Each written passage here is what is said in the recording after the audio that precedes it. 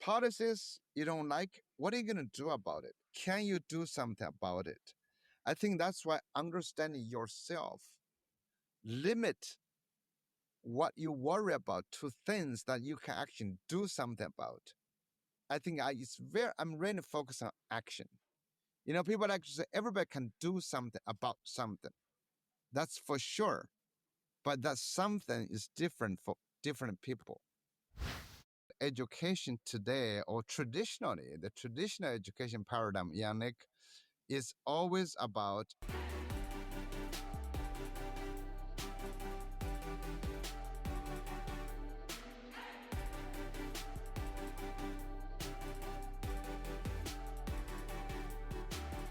What if you turn hardship into greatness, anger into serenity? Everything changes. Make your life a masterpiece.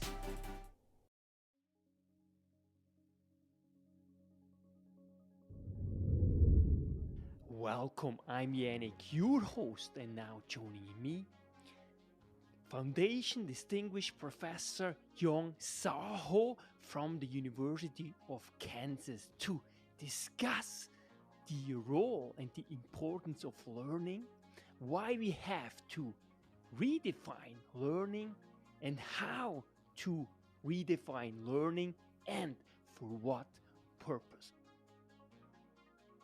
Welcome, Professor Yong Zhao, back to the show. It's always a special privilege to have you back and really to dissect your work and talk about at this pivotal moment in history with you about education, the future, and really what it means to learn in this day and age. Well, thank you, Yannick. It's so happy to be back. I think it's good time to rethink and re-talk about learning. And I have to say, this Reach for Greatness is just a classic that every teacher, everyone in education ought to really dissect and really deeply start integrating in his or her practice. Really, thank you so much for this incredible source of learning. So let's start. So what shall learning do first and foremost, and what shall it invoke, and what is it in the first place? Well, I think, as I wrote in the book, Reach for Greatness, we want our children, each and every one of them, to reach their own greatness. But if you look at education today, or traditionally, the traditional education paradigm, Yannick, is always about everybody doing the same thing.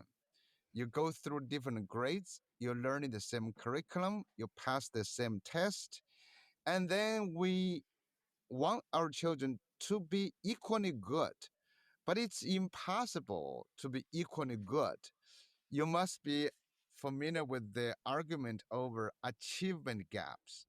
Why some children from certain backgrounds do better and others don't.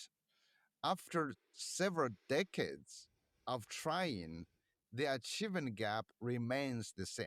It's not closed. And we have to rethink about what is learning.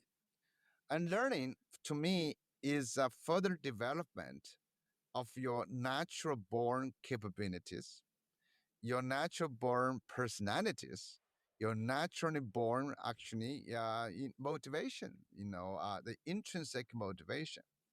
But everybody is born different. Some people, following their multiple intelligence theory, some people are greater in one area, but others in other areas. Nobody is equally good. So if you spend the same time developing something you have talent versus something you don't have talent, you have different outcomes. And also people are born into different families, have different experiences, different communities, different cultures. So I think in the end, whatever we dream that our children would learn the same curriculum, advance in the same speed, reach the same level, is a fantasy. That's impossible.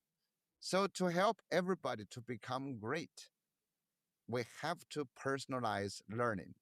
And this is now much more important in the age of AI, is also much more possible in the age of AI.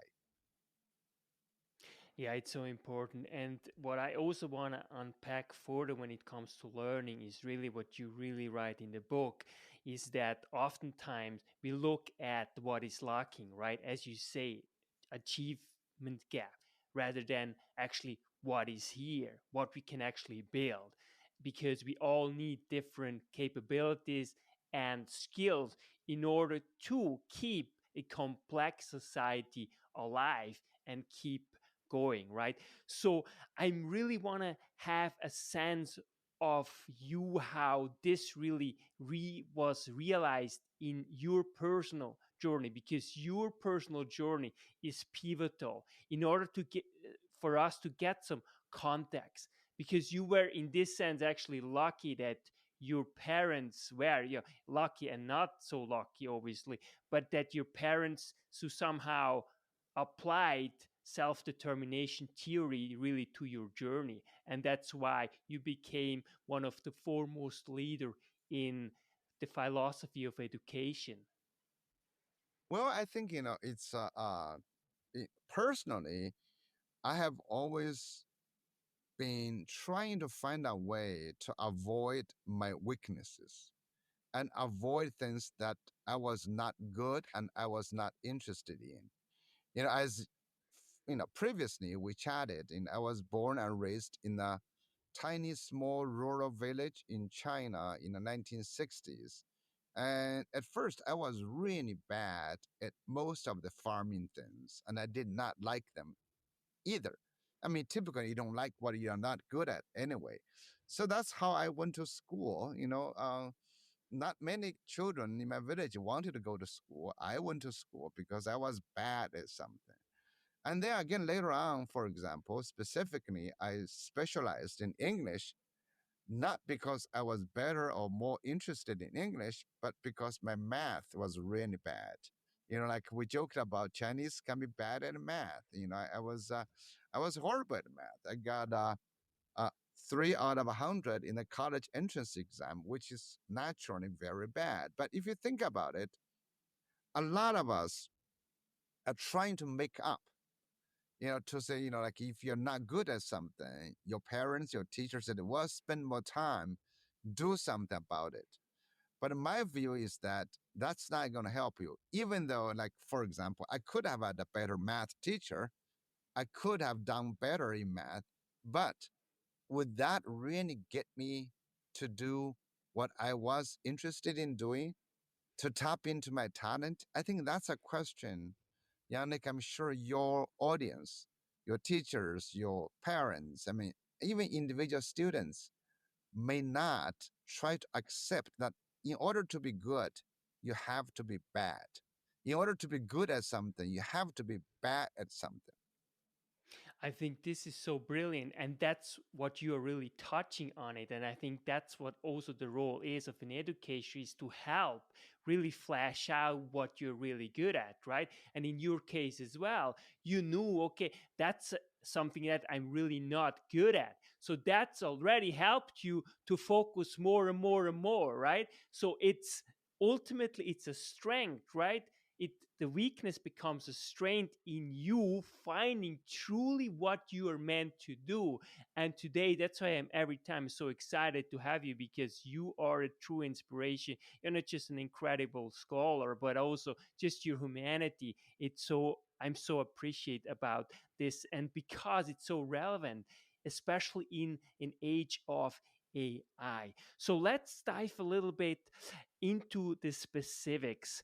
How do we find purpose? Because one of the biggest challenges now, it's complexity. We have to cut through the complexity. People, especially young students, they are just basically, they don't take any action because there's so many variables out there, so many things that they think they might be able to go, but ultimately it's a illusion. So we have to basically cut through the complexity, find to somehow, simplicity. But the question is, how do we do it? Well, I think, the first thing we all have to do is to accept that people are different. In political slogans, we say, oh, people are different, we're diverse, diversity is good. But I don't think that view is accepted in our schools. We treat difference as a mark of good or bad. You're only quantitatively different. The traditional view is that, this person get a 90 in math, that person get 30 in math. So the 90 person is better than the third person. But if we abandon that view, we'll say, okay, you may be 90 or 100 in math or English, but I am 100 or 90 in dancing, for example. And you have to accept that. I wrote another article actually. It's called The Rise of the Useless. We have to accept the broad perspectives that can be useful. And today's society has come to a place that almost, I would say, literally, actually, not almost, every talent is useful, is valuable. If you go back to any massive society, if you do any massive operation, you rely on the diversity of talents. Even ancient times when there were not so many different kind of jobs, if you were leading a political or military campaign against another country, just imagine, you don't need just only the soldiers, you need the commanders, you need chefs, you need people who can transport. I mean, it's a diversity of things. Of course, today is a lot of research has shown diversity matters, but our schools refuse to accept that. So therefore, we prescribe this content for all students, but based on what? We don't know. Maybe based on a few people say, oh, if you want to do this, you have to do this, this, and that. But really, like today, if we ask every teacher or every school what they try to teach every child to learn and to do, will that matter in 5 or 10 years? If not, who is responsible? Because we are working so hard to instill, to impose a uniform curriculum on everybody. But is that truly valuable in the age of AI or in the future of the children's life? I think that's the first and practical thing governments, educational systems, school leaders, teachers, and even parents have to accept your children are not there to compete in the same domain against other children. I mean, if you're good with the traditional subjects, that's fine.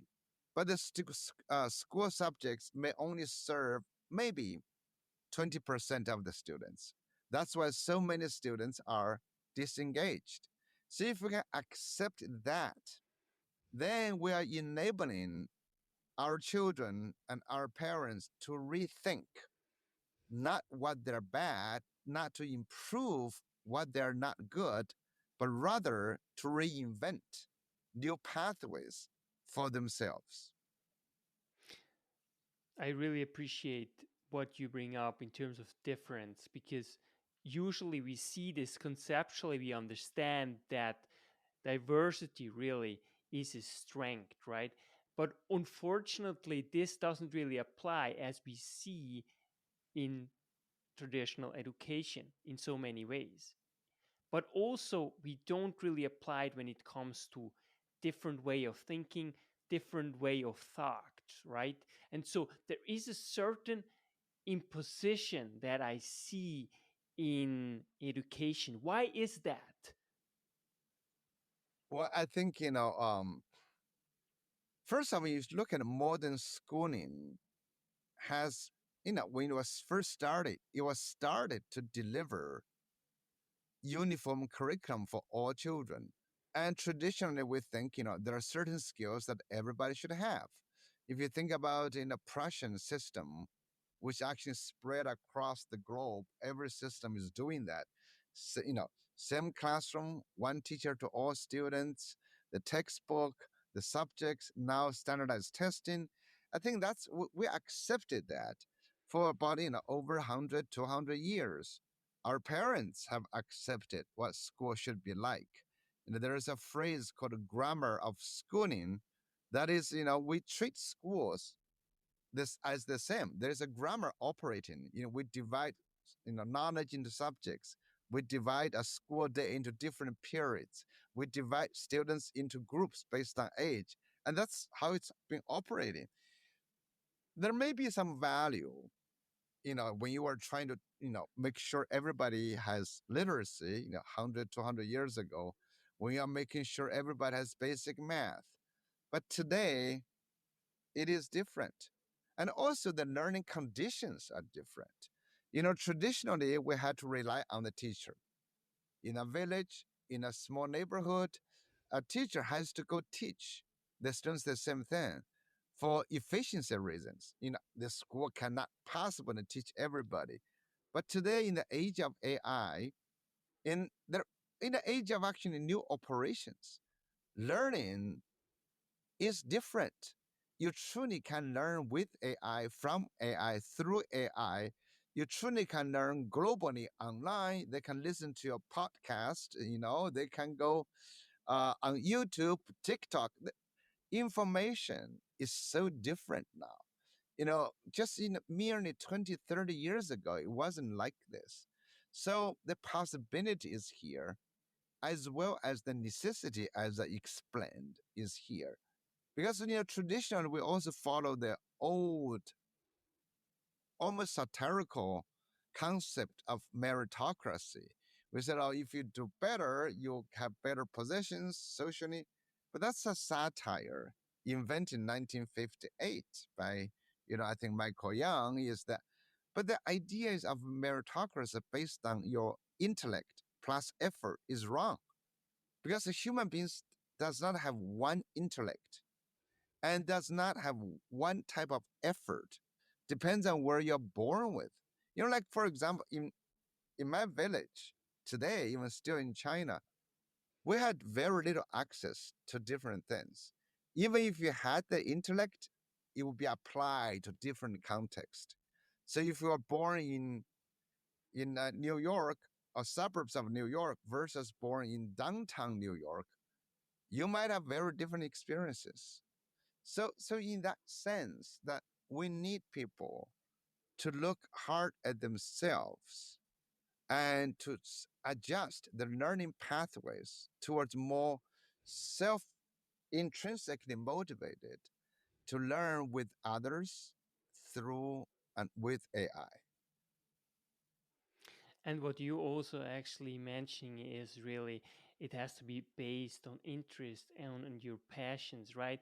And what's really important too when we look at the time where things change so rapidly is really that we base our education in one way or another on certain core values. In other words, on really perennial wisdom almost that somehow can stand the test of time.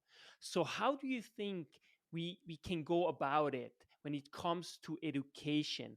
What are some of the core values we should put forward that we know that's for sure, whether we have AI or not, it will be applicable and it will be helpful for the present and especially for future generations? Well, I think one of the most important things is to teach students to always try to understand themselves, to explore who they are, because nobody knows naturally what your strength is, what your interests are. You don't know. So you always start by doing something. By doing something, you will discover maybe that's not your strength. Maybe that's not your interest. If not, well, try something different. I think it's a process of exploration, identification, giving up, finding new ones, develop new possibilities.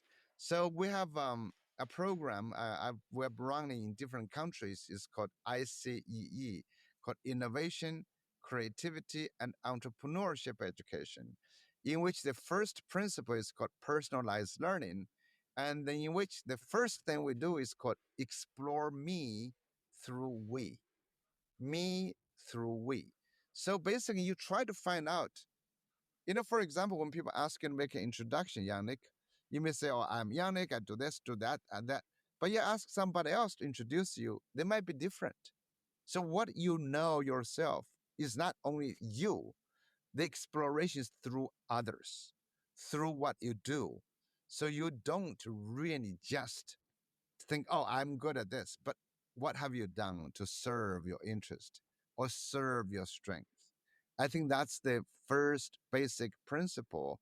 The second one is really what I recently developed idea in the age of AI is the ability to find problems or find questions. AI can give you answers, but AI cannot ask your questions. So we always think about, when you think about your interest and your strength, you always try to say, okay, how is my interest and strength valuable?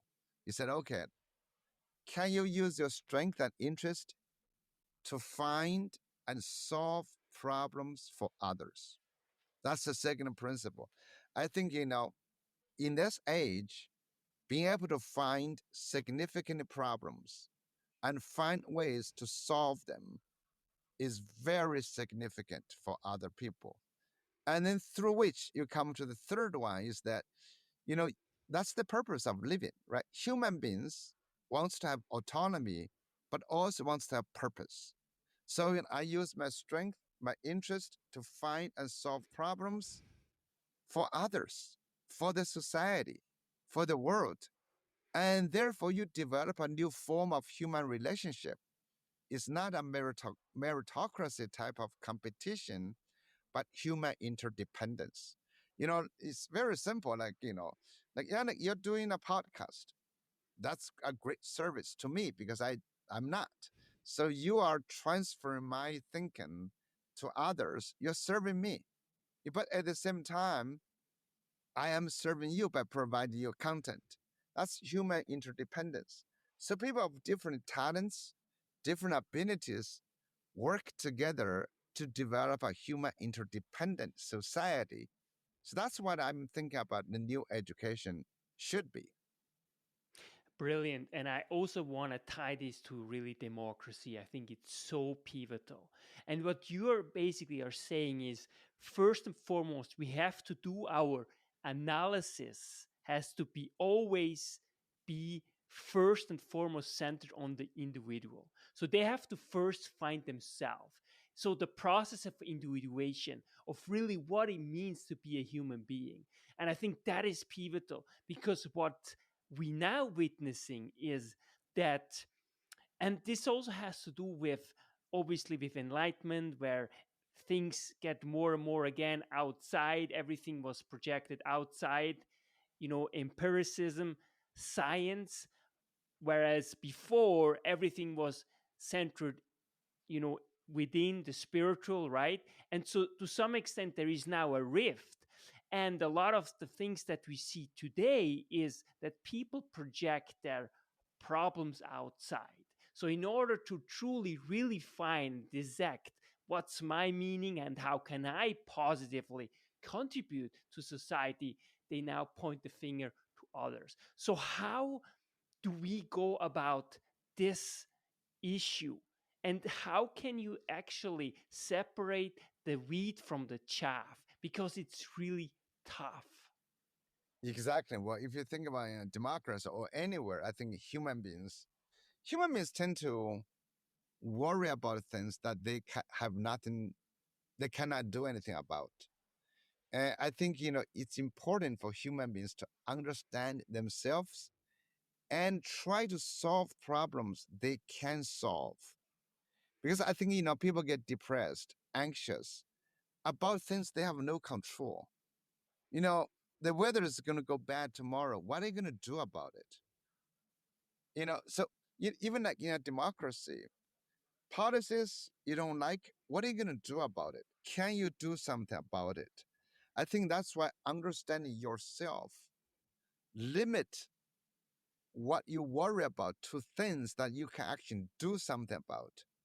I think I'm really focused on action. People actually say everybody can do something about something. That's for sure. But that something is different for different people. If you don't like certain policies, some people may take onto the streets to demonstrate. Some people may try to talk to their elected officials. Some people may organize nonprofit organizations to change that. Some people will make new policies and try to convince the legislature to change it. I mean, there are different ways. If you have different talents, you do different things. But action is necessary. So finding yourself, exploring yourself, know yourself, actually is not like taking a lesson. It is a process of actions you take, mini actions, small actions, big actions, whatever it is. I think human beings have to be action oriented. You have to do something. And even now, as a young person, as a student, you're trying to do something, you should do it and do it authentically. We actually have a new book that's going to be published soon. It's called Agents of Impact. Agents of Impact. And you can find that on right now for pre-order on Amazon, and it's through Solution Tree. It's Bill McDermott and Professor Ron Beghetto. We're all kind of professors in education, different fields. The three of us have been working on this for the past 2 or 3 years, and it's really the ideas have people learn to become an impact maker. Everybody can make an impact. You don't go to school to learn things just to be ready for college or something else. You can do something even as young as first graders, second graders. You can help your family, help your community. You can help greater things. We have a lot of young entrepreneurs.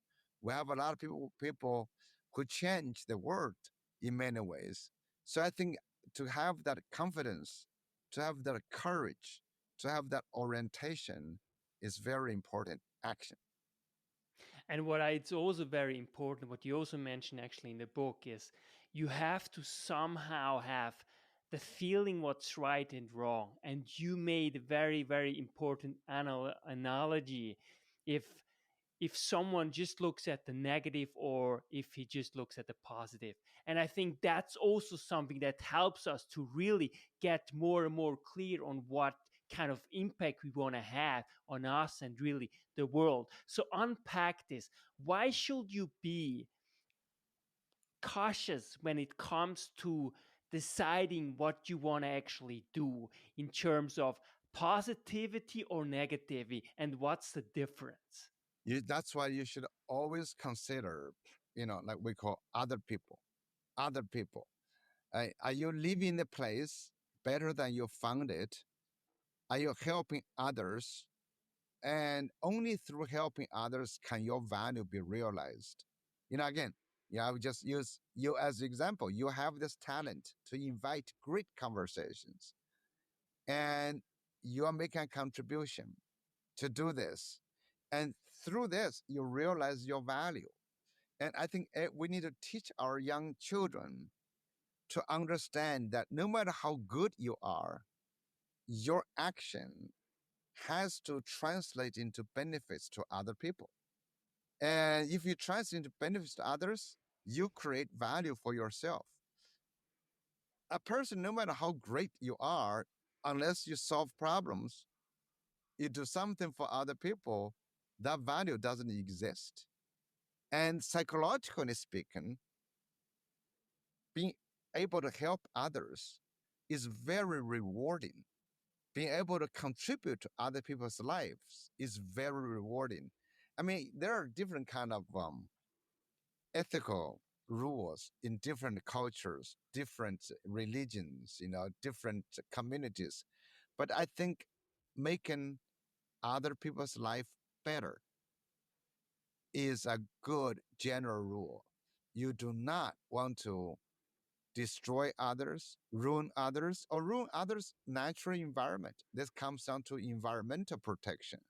We only have this one earth. We better do something nice about it. And all your value. I'm actually, this is interesting. You look at some people. They're very much into making money. They make a lot of money.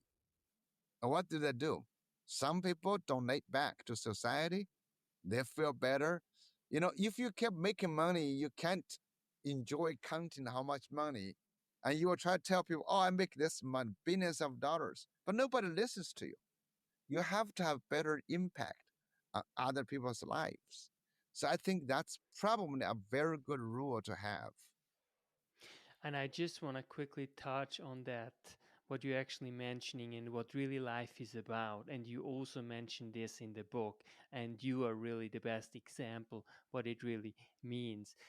In other words, what is more important than success in our social relationships? Unpack this. And we will come back actually to democracy because there's a lot to actually unpack, because there's something that worries me when I look at especially developing countries. For example, also more recently Bangladesh, who overturned democratic elected country, for example. But just quickly, let's go and answer the question: what is more important than success in our social relationships? Well, I think that's a very deep and complex question. Is that, I think the social relationship has different levels. You have this coexistence. You live in a neighborhood. At least you don't have to go get in arguments, battles, fights, throw violence against your neighbors. That's the minimum thing you can do. Second thing, you keep your environment clean, do something about that. That's different.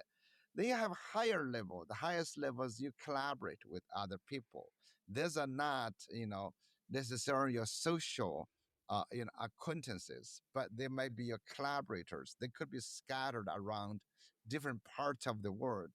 And that's where I think, honest trust is very important, and do not try to take advantage of social relationships. So I'm defining this in a very simple way. Help others, not trying to destroy others and benefit yourself. I think selfish actions seldom repay themselves. Some people are too selfish just to say, I want to take advantage of you. Ultimately, that's psychologically unsettling. And that's in the long run not rewarding. I think right now in the world, we're seeing the rise of a lot of selfish actions, selfish actors. I think it's absolutely important for us to try to go back to instill very simplistic a sense of not trying to take advantage of others. Try to offer help. Use again your greatness to help others, help the world. I think that is a lot more rewarding in the long run. And that's what's so brilliant in your model, really. ICEE, right? This Yeah. exploration, this collaboration, entrepreneurship, all these things really relate in a dynamic way in which you can, in one way or another, positively influence your environment and your society as a whole.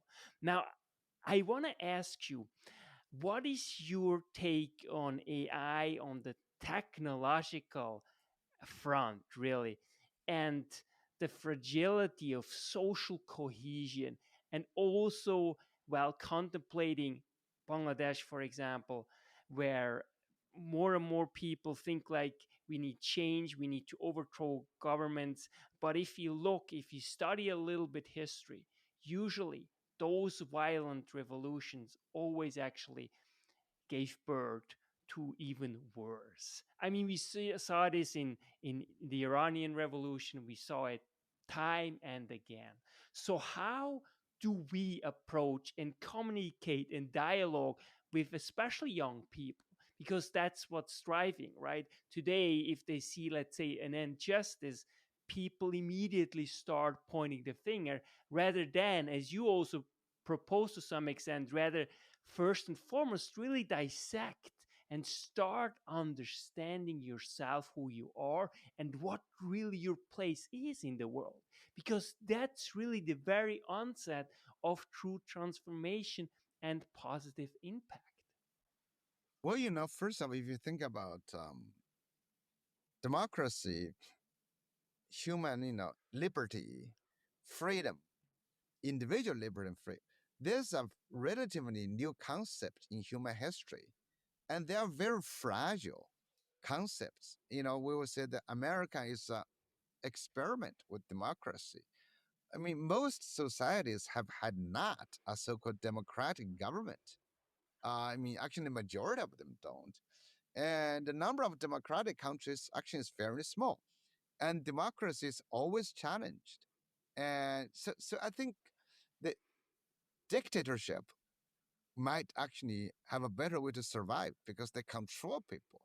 And also there's another tendency for human beings when something doesn't work, like you said, they point fingers or they beg for an authoritarian figure to come down. They expect deus ex machina, the god from the machine, to save them.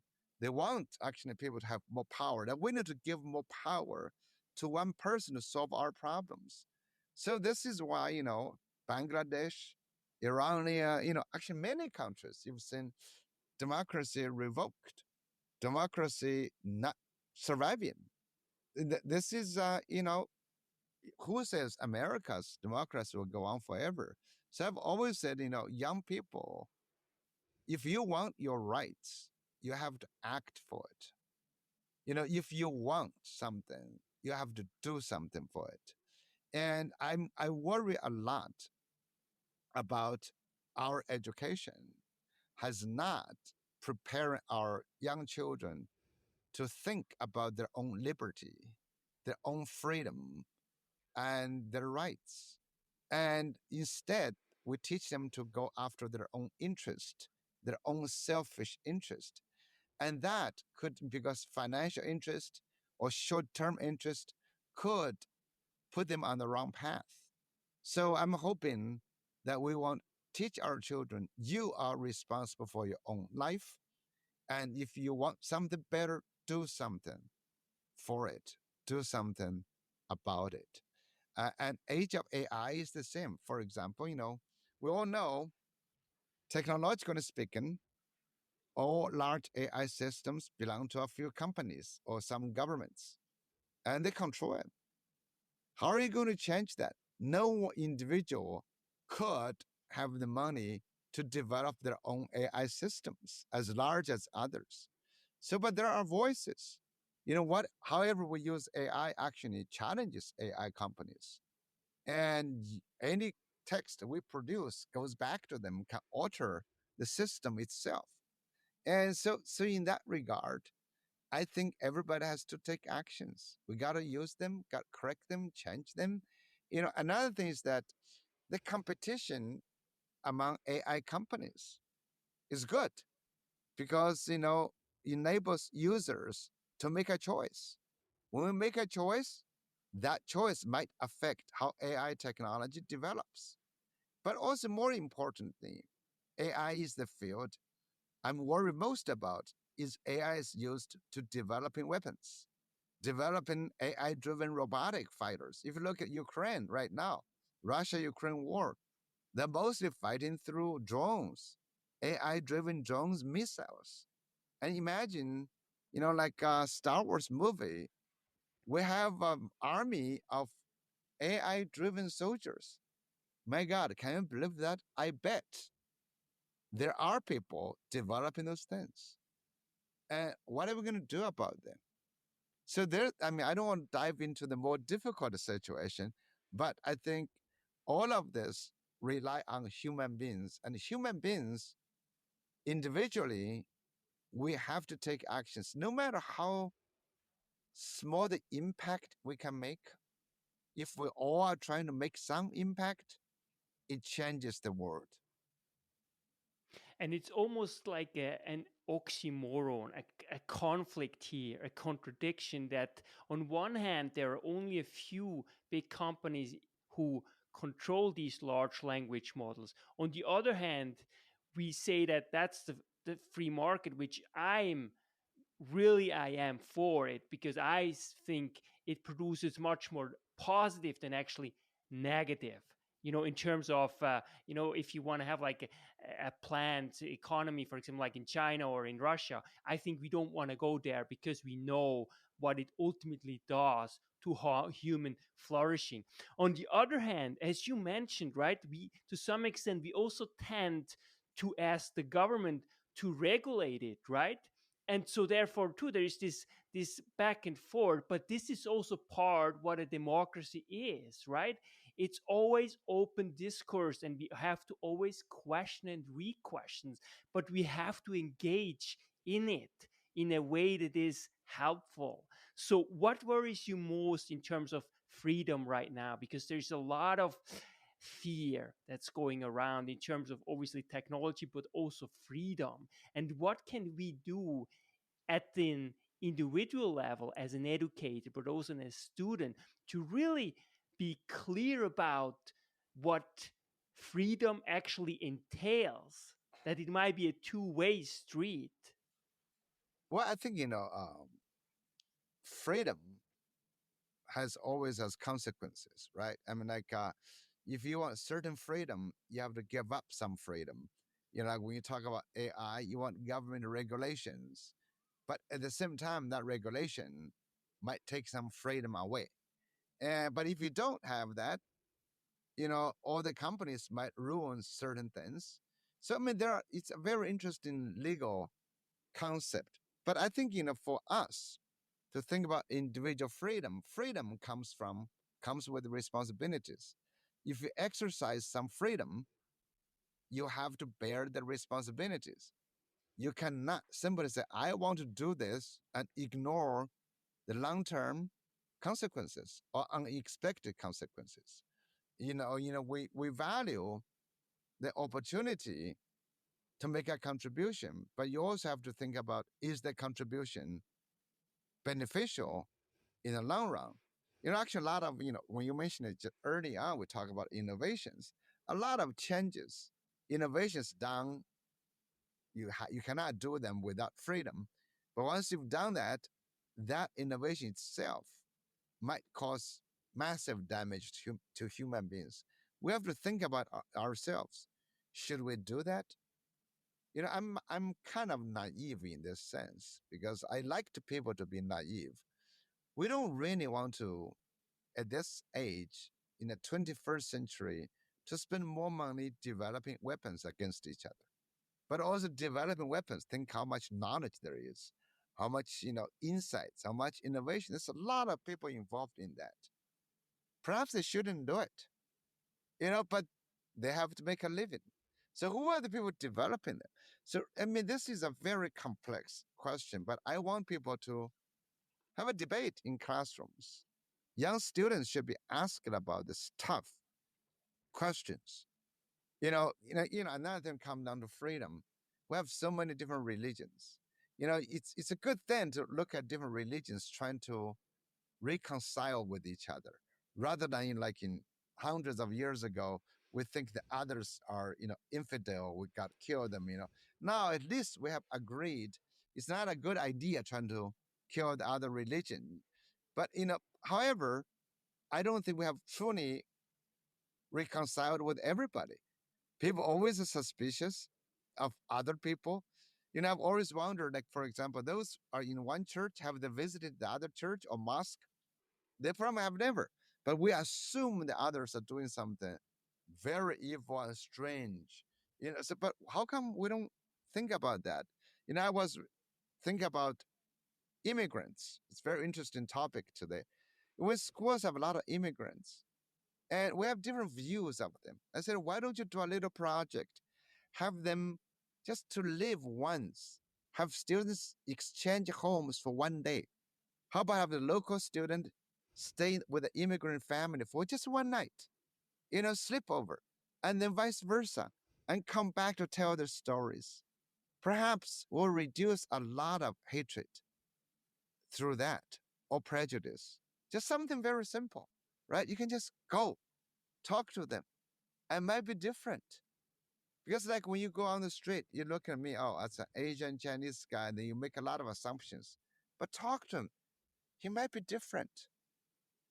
I think that kind of simple, exchange ideas will be quite interesting. Or if you're a student, following my idea about strength, if you have immigrants, maybe have the immigrant students teach some courses about local culture, about their cuisine, about their language. Have them to be good at something. If you're a student, like immigrant from Japan, from China, in a class, because your language is not good, your math may not be good, but can I ask you just to do a 15 minutes talk and to speak your native language and challenge a local student? Said, man, that's tough. It took you so long to get here. You're using a different language.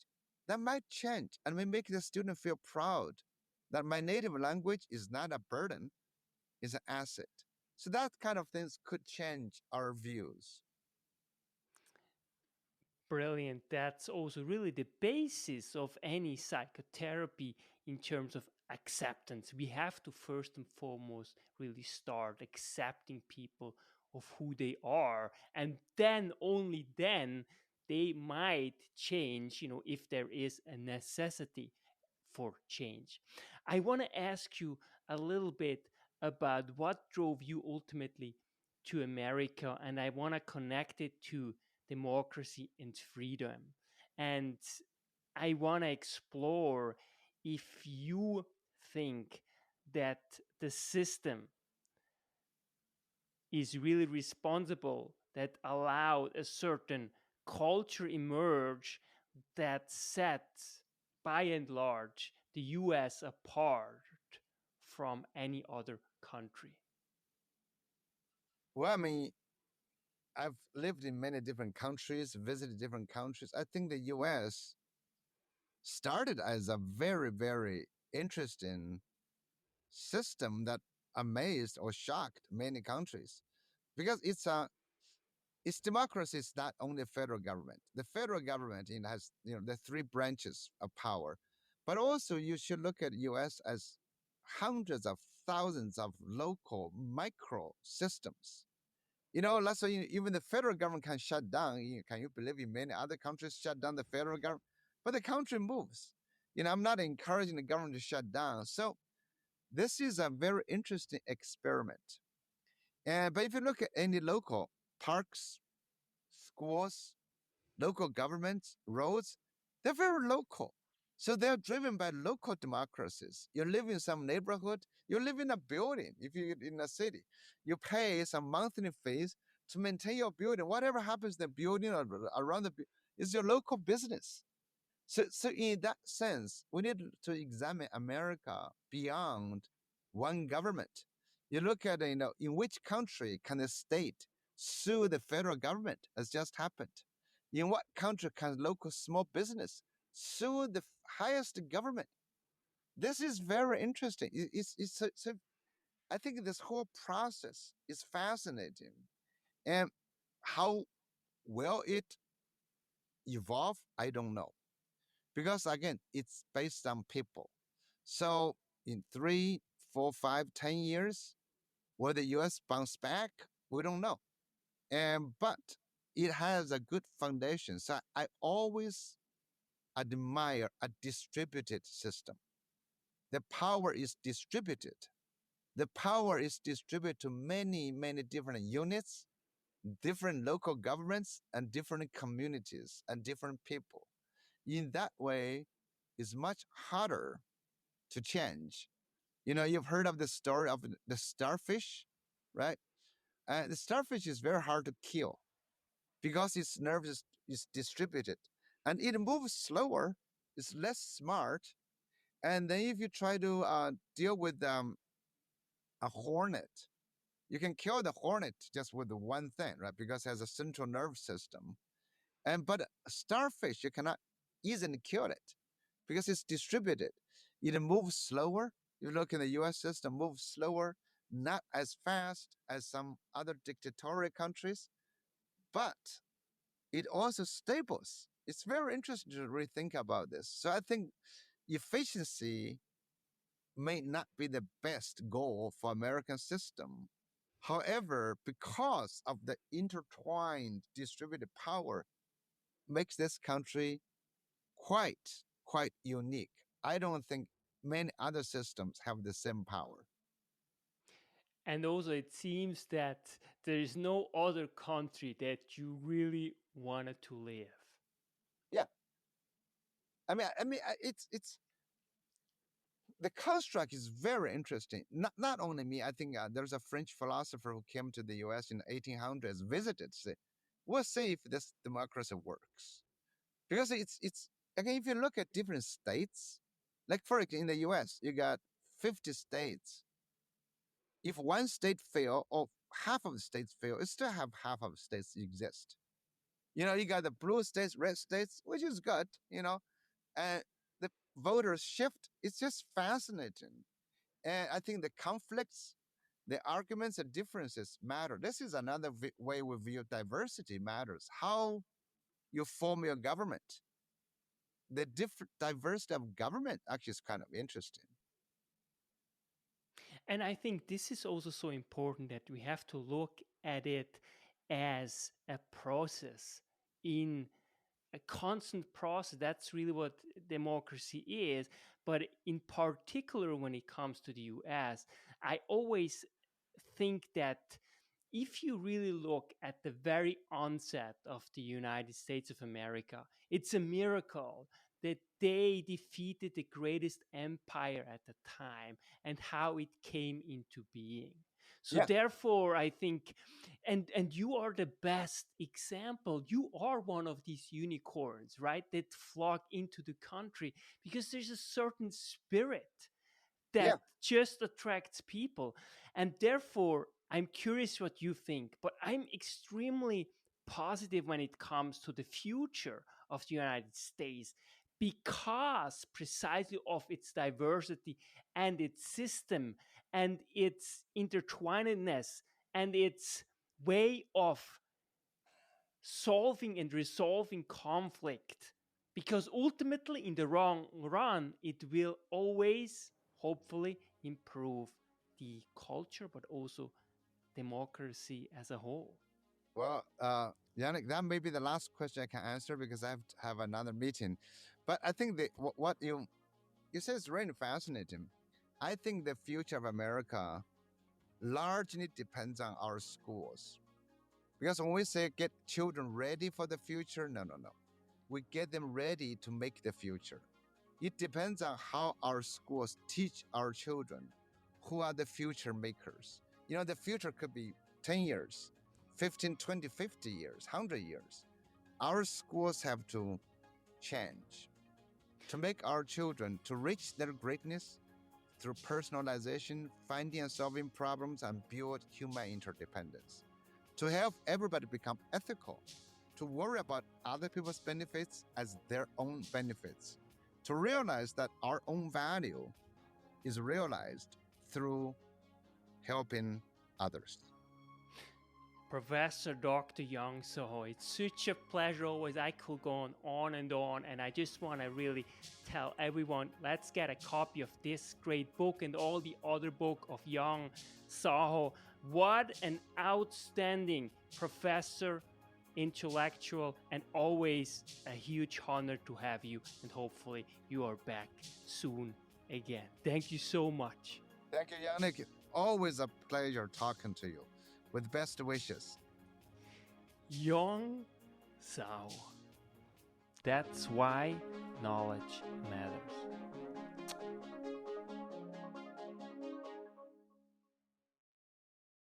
Make your life a masterpiece.